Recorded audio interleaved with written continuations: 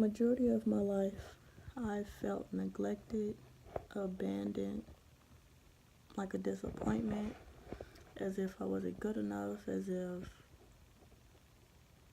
the love I gave out just couldn't be reciprocated for some reason. On Saturday, June 23rd, I had a conversation with my ex-boyfriend, and there has been a series of events that has taken place between us, and that final conversation basically triggered emotions that I haven't felt in a very long time. That conversation was basically him telling me that he didn't want anything to do with me right now. And basically it made me feel as though I'm taking the blame for everything that has transpired between us. And it just made me feel like the entire relationship, really, I have allowed people to assassinate my character, and I have allowed people to depict images of me and basically run with it. And so did he.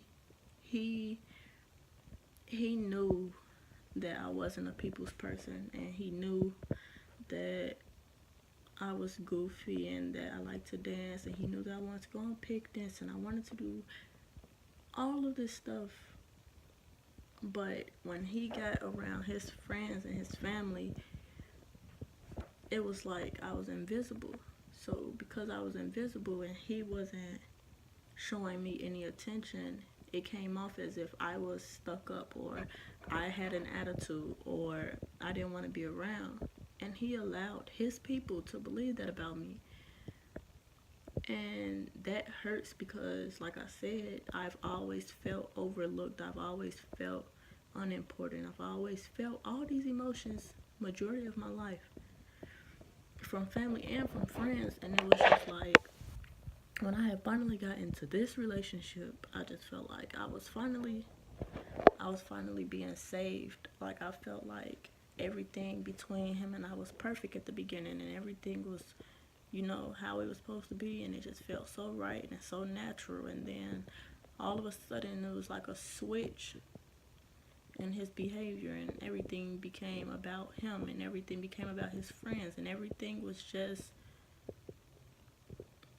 about what he wanted or what he needed. And I gave everything that I could. I literally gave my all.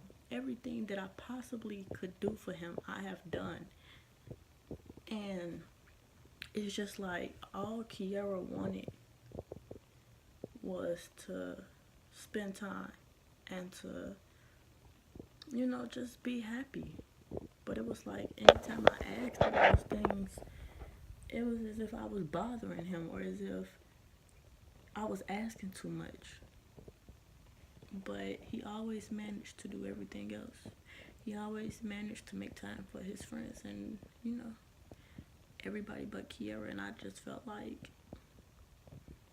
out of everything, out of everybody, not saying that anybody's more important than the other, but he knew that he was all I had in Tennessee. But he act like that didn't matter. And so this conversation that led to, basically, we're no longer going to communicate, triggered emotions of me feeling how I felt when I was younger. And so I contemplated suicide, and I vented about it to my friend, who contacted DQ. And DQ continuously called, and I didn't answer because I knew you was only calling because somebody said something to you. But prior to that, you didn't want nothing to do with me, so keep that. If you don't want anything to do with me, then don't bother me. Don't come calling when you find out that I don't want to be here anymore. So I wasn't answering, and he texted my mom. He didn't pick up the phone. and call her. He text her. And my mom is 7 hours away. And so I finally decided, he texted me saying call me. I never responded. He texted me again saying what's wrong. And I finally responded and told him basically that I know he knows what's going on. So, like, why are we playing this game? Like, you know everything. And come to find out, in the midst of all of this, he told my friend who contacted him because he was the only person in Nashville that could have possibly got to me. The only person that could have came to my job where I was at. He told my friend that he couldn't get to me. And that also triggered emotions, and it made everything worse because I knew that he wasn't doing anything more important than my life. I knew that he was out kicking it, and he said that he couldn't get to me. That hurt because you're not doing nothing but hanging out with niggas and probably some bitches who ain't never did a thing for you, and you couldn't come to my job to make sure that I didn't take my life at my job, a place where you know I work completely by myself, so nobody would have found me until 6 in the morning, but you couldn't get to me. It hurts even worse to know that when his friend had a suicide scare, he got up and got in my car, and we went riding around Nashville looking for him. He went running up and down the street after his friend because he thought his friend was going to take his life.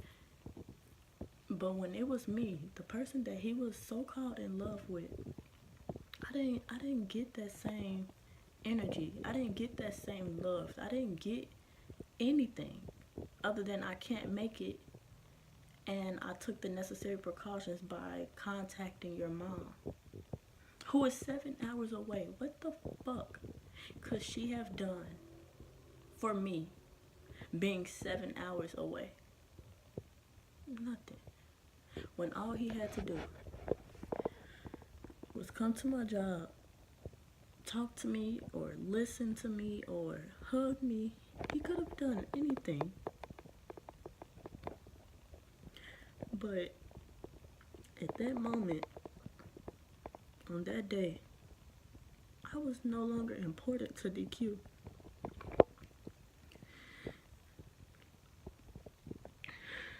So I was texting my mom, and I was telling her everything that I was feeling and all my emotions.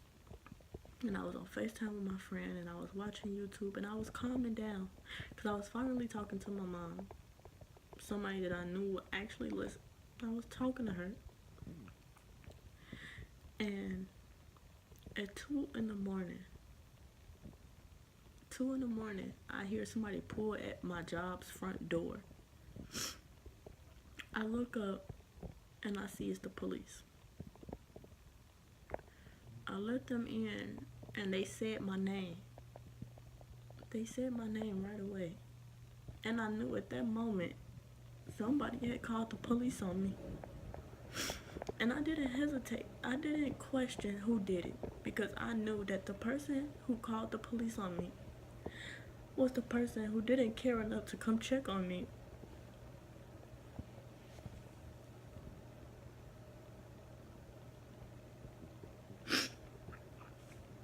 So I texted him at 2 in the morning and asked him, did he call the police on me? And he told me yes, because he didn't know what else to do and that he was scared.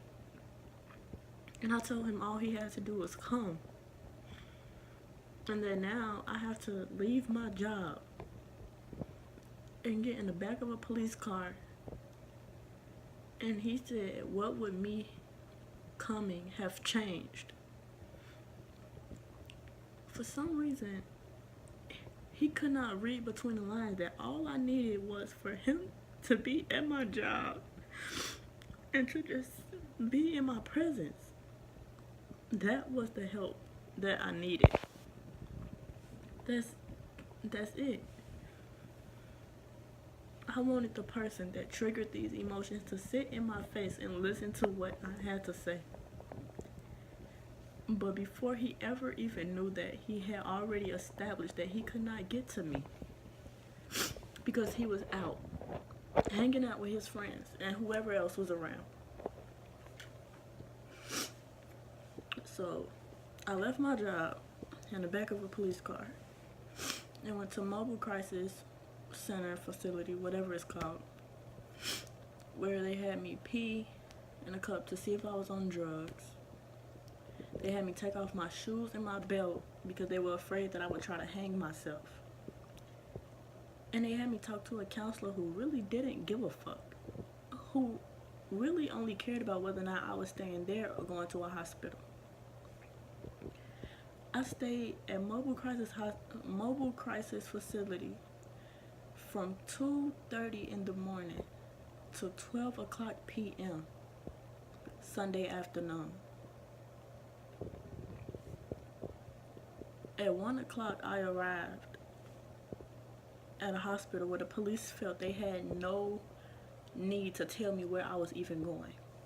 So they put me in the back of a police car, and drove about 30 to 45 minutes out of Nashville to take me to Murfreesboro, to Trust Point Behavioral Hospital, a psychiatric facility. And when I get there, I had already had the mindset that I would be able to leave because I'm 21, so I should be able to sign myself out. But what I didn't realize was this wasn't a regular hospital.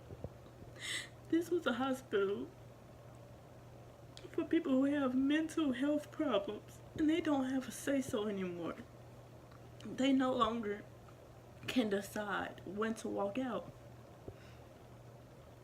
And so they told me that I had to talk to a psychiatrist. And at this point, I don't have a choice, so okay, whatever. And so once they take me to the floor that I'm supposed to be on based on my needs or whatever, I walk in to see people with cuts all over their arms, all over there, just everywhere. There's cuts everywhere. And I see people just pacing back and forth, talking to themselves. I see people who are apparently schizophrenic. And it's like, I'm nothing like these people. Like, suicide is not a joke. And it wasn't a joke to me. I was so serious, but I've never tried to physically harm myself. And I never imagined that I would be exposed to people whose problems are so serious. I just felt like DQ couldn't possibly have thought about what was going to happen to me, or where I was going to be at. Like, did he think that when he called the police that they would just come to my job and see if I'm okay and then leave? Or did he know that I would end up in a psychiatric hospital with people with mental illnesses? I had 2 nurses take me to the bathroom and have me stripped to show them that I don't have any cuts on my body. And the lady told me, "You look like a decent person. You don't look like somebody that would be here." What the fuck does suicide look like? How do you look at somebody and tell them you look like a decent person? And it's just like, I felt so alone. I felt so alone because, one, I didn't even know that he called the police on me. My mom did not even know that the police was called on me. And here I am sitting here around all these people, and they are talking to me asking me why am I here and trying to share stories, being friendly as if this is just like, I don't even know. Like, this one lady told me, I'm glad you're here. What the, why the fuck are you happy that I'm here with you? The lady that I was gonna share a room with wakes up randomly and talks to herself and says that she's 45 years old and been raped her entire life. And this whole time, I don't have a phone, I don't have anything. And it's just like traumatizing. It's beyond traumatizing. And so, finally, they say visitations are today, and it's only between 6 and 7 o'clock. And so I go to sleep, thinking that if I go to sleep, the faster my mom and my uncles will be here. So I wake up, and it's after 7 o'clock. And the nurse tells me, I'm your nurse for the night. You have to stay here for 72 hours. And so I said, my mom didn't show up. He said, I don't know. So he tells me in 13 minutes you can use the phone.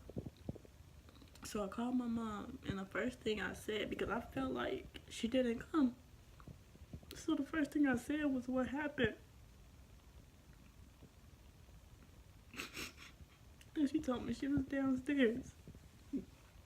But I thought I wouldn't be able to see her because she had missed the time frame for us to have visitors. And so she talked to the nurse, and I talked to the nurse again and told the nurse that the psychiatrist I spoke to told me that I shouldn't be there, that she trusted that I would not do anything to myself. And so at 9 o'clock last night, I was released from the hospital. I turned my phone on to see that I didn't have any messages, any phone calls from DQ, and neither did my mom. And so I feel as though he thought that he was helping me by calling the police on me, but he didn't follow through. He didn't even call my mom to see if I was okay, to see where I ended up at. He called my friend, but that was it. Why didn't he call my mom, the person that he had worried 7 hours away? Why didn't he call her? Why didn't he text me and say, I hope you're okay, I love you, I just want the best for you, I wanted to help? He didn't say anything. But he was the one that called the police on me. And so here I am, back at home in Chicago, and it's Monday, 12:34 a.m. and I have yet to hear anything from DQ. And everybody's just like, forget about it, forget him, let it go. And it's just like, I spent 2 years with him. 2 years of my life. The life that I had started to make in Nashville was spent with him.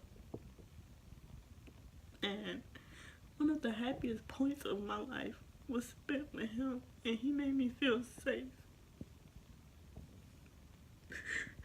But the time that I needed him, he wasn't there. He turned his back on me and left me in custody with police and counselors and psychiatrists and people that's schizophrenic and everything. I still haven't heard nothing. Like, how do he know that I made it out? How do he know that I'm still not suicidal? Like, he don't know nothing. But he cares about me. He called the police because he was scared. What the fuck were you scared of? I was scared, and I was alone. And I was even more alone when I saw that you had the police at my job.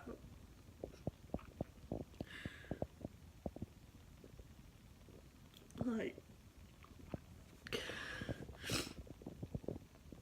it's so hard. And I feel like he really thought he was helping me, but it didn't help. It made it worse. And no, I'm not. I don't contemplate suicide anymore. But I'm traumatized by the people I was around,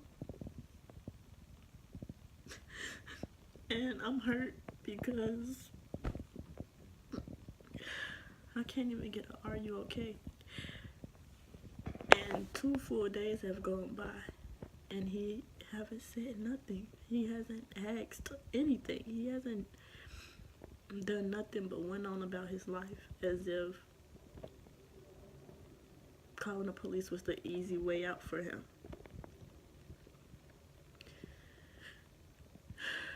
So I just don't know.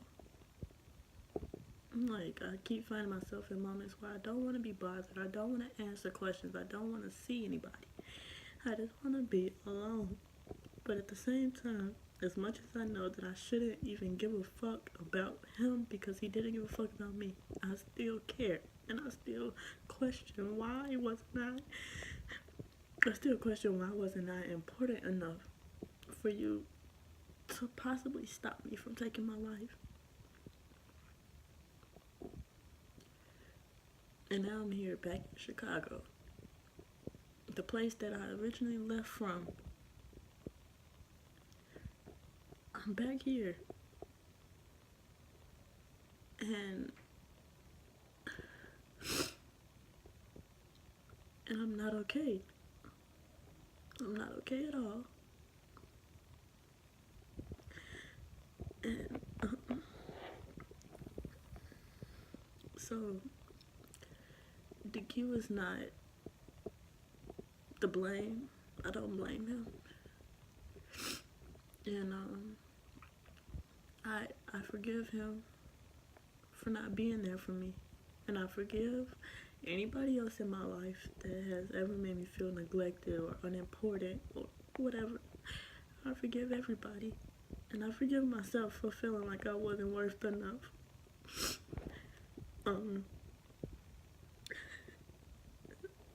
It's just hard.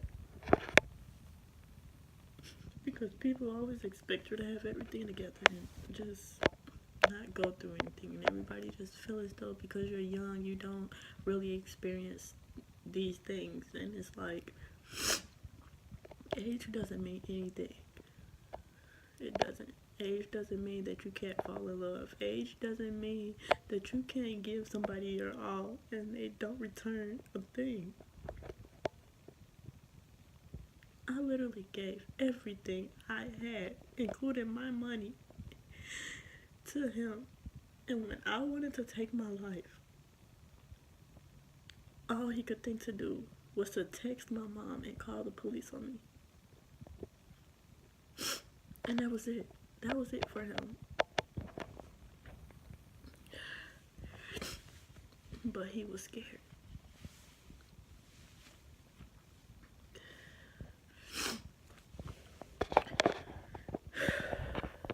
I just wanted to record this for everybody that's been texting and calling, everybody that sent their prayers to my mom. I really appreciate it, and I'm going to work on being in a better mental state. And I'm just going to take it day by day.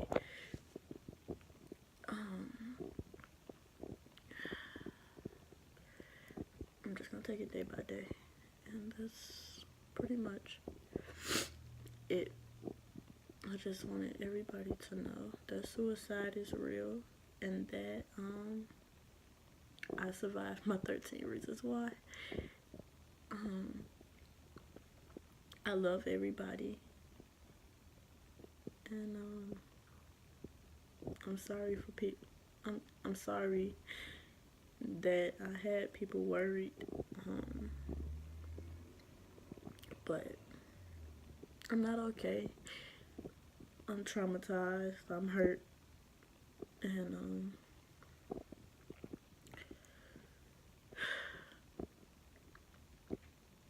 I don't know. But I'll figure it out.